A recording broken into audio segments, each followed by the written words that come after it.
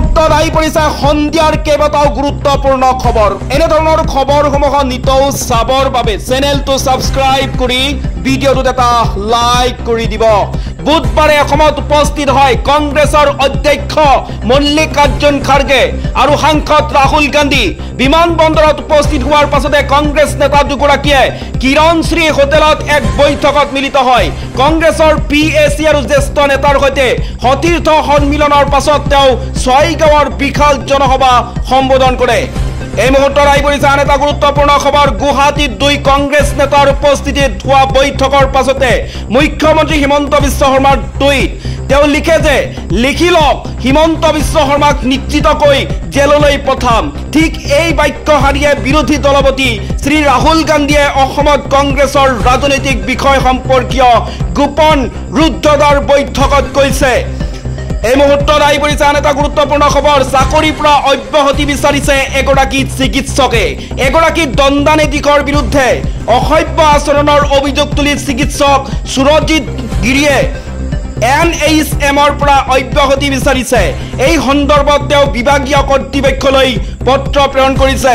অভিযোগ অনুসৰি চিকিৎসালয়ত কৰ্মৰত অৱস্থাত ডাক্তৰ সুৰজিৎ গিৰিকক অসভ্য ব্যৱহাৰ অপমান কৰিছে দণ্ডানীতিকগৰাকীয়ে, যাৰ বাবে চিকিৎসকগৰাকীয়ে এই সিদ্ধান্ত গ্ৰহণ কৰিছে। এই মুহূৰ্তত আহি পৰিছে আন এটা গুৰুত্বপূৰ্ণ খবৰ। সংবাদ মাধ্যমৰ আগত বিশেষ মন্তব্য প্ৰদেশ কংগ্ৰেছৰ সভাপতি গৌৰৱ গগৈৰ। তেওঁ কয় যে কংগ্ৰেছে অসমীয়া জনসাধাৰণৰ বাবে যুঁজিব। খিলঞ্জীয়াৰ মাটি পট্টা, বিভিন্ন জাতি জনগোষ্ঠীৰ ভাষা সংস্কৃতি, আমাৰ ধৰ্মীয় সংখ্যালঘু নিৰাপত্তাৰ বাবে আমি যুঁজিম। যিসকলৰ ওপৰত চৰকাৰে অন্যায় আৰু অত্যাচাৰ চলাই আছে তেওঁলোকৰ স্বাধীনতাৰ বাবে কংগ্ৰেছে যুঁজিব বুলি কয় গৌৰৱ গগৈয়ে।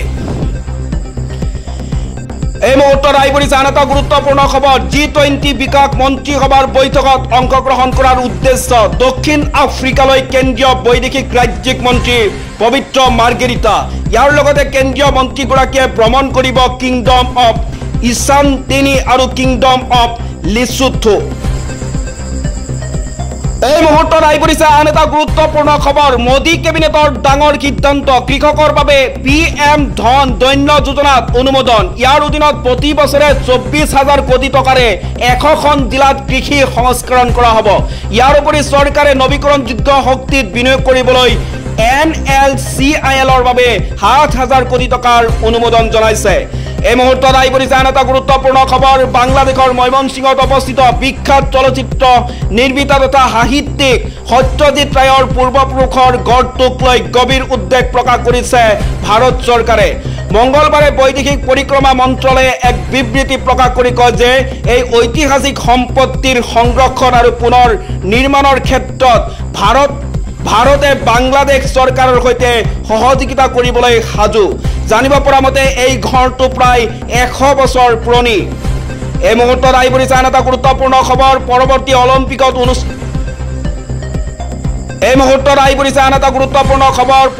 অলিম্পিকত অনুষ্ঠিত হ'ব ক্ৰিকেট মেচ।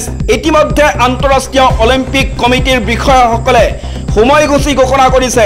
2028 চনত অনুষ্ঠিত হ'বলগীয়া অলিম্পিকত T20 ফৰ্মেট ক্ৰিকেট মেচ হ'ব। 2028 চনৰ 12 জুলাই তাৰিখে লীগ পৰ্যায়ৰ খেল অনুষ্ঠিত হ'ব। 20 আৰু 29 জুলাইত পদকৰ বাবে মেচ অনুষ্ঠিত হ'ব। এই মুহূৰ্তত আহি পৰিছে আন এটা গুৰুত্বপূৰ্ণ খবৰ। পশ্চিমবংগৰ মুখ্যমন্ত্ৰী মমতা বেনাৰ্জীৰ ডাঙৰ ঘোষণা। এক জনসভা সম্বোধন কৰি তেওঁ কয় যে 2026 চনৰ নিৰ্বাচনত TMCয়ে বংগ দখল কৰিব আৰু পৰৱৰ্তী নিৰ্বাচনত দিল্লী দখল কৰিব। ইয়াৰ উপৰি তেওঁ বিজেপি আৰু কেন্দ্ৰীয় চৰকাৰৰ বিৰুদ্ধে মন্তব্য কৰি বাংলাভাষী পৰিব্ৰজিত শ্ৰমিকক কৰা হাৰাশাস্তিৰ সমালোচনা কৰে। লগতে ইয়াৰ লগত বিজেপিৰ ৰাজনীতি জড়িত আছে বুলি কয়।